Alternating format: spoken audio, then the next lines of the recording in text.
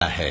लोगों का हिसाब आमाल का वक्त नजदीक आ पहुंचा है और वो गफलत में पड़े उससे मुंह फेर रहे हैं। उनके पास कोई नई नसीहत उनके परवरदिगार की तरफ से नहीं आती मगर वो उसे खेलते हुए सुनते हैं। उनके दिल गफलत में पड़े हुए हैं और जालिम लोग आपस में चुपके चुपके बातें करते हैं कि ये शख्स कुछ भी नहीं मगर तुम्हारे जैसा आदमी है, तो तुम आंखों देखे जादू की लपेट में क्यों आते हो।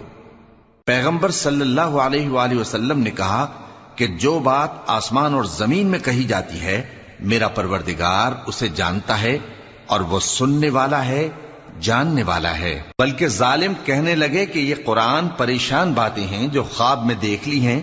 नहीं, बल्कि इसने इसको अपनी तरफ से बना लिया है। नहीं, बल्कि ये एक शायर है। तो जैसे पहले पैगंबर निशानियां देकर भेजे गए थे उसी तरह ये भी हमारे पास कोई निशानी लाए। इनसे